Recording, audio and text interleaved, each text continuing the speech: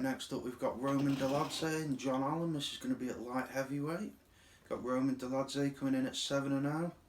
John Allan coming in at 13-5 with one no contest. So let's start off by talking about Roman Dolidze. It's going to be his second UFC fight. His first one was against Khadis Ibrahimov, if I'm saying that correctly, and it was a fairly impressive first round knockout. He was very patient starting off.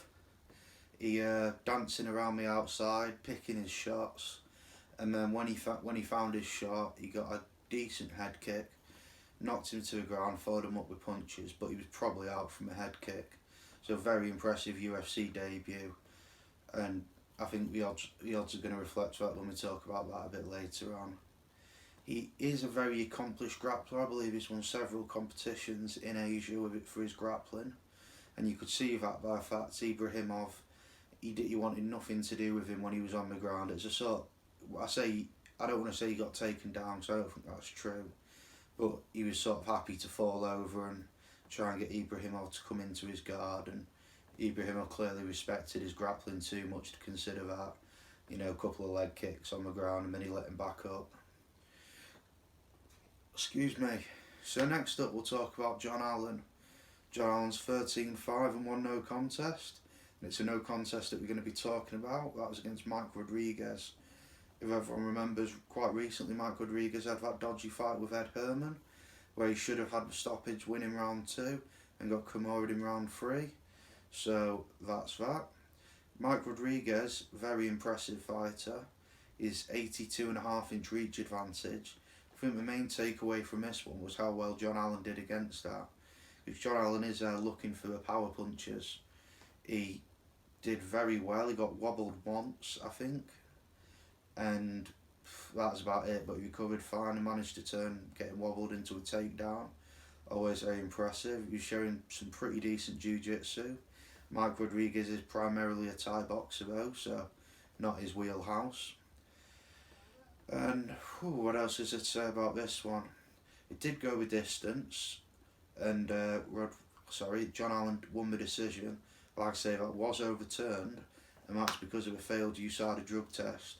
Never a good sign failing a USADA drug test on your debut, but it is a bit more forgivable, being that obviously with it being his debut. Before that, he won't have been in the USADA testing pool, which is a lot more invasive, let's say, than other drug testing agencies that he may have had to be part of up until this.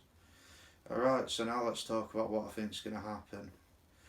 I'm thinking a Roman Dolidze win, definitely by stoppage.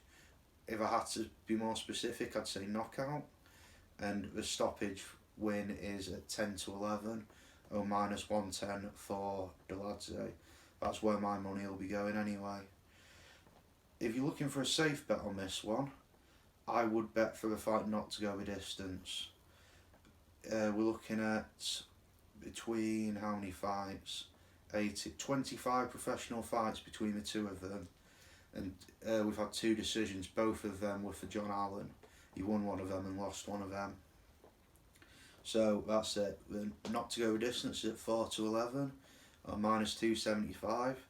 I might stick a couple of quid on that on top of my Dolidze to win by stoppage, just because I think that's a very safe bet for this one. So the John Allan odds, he's 13-8 to win, plus 183, plus 333 on the stoppage, 10-3, and plus 450 for the decision, 9-2. So like I say, I don't think this one will go the distance at all.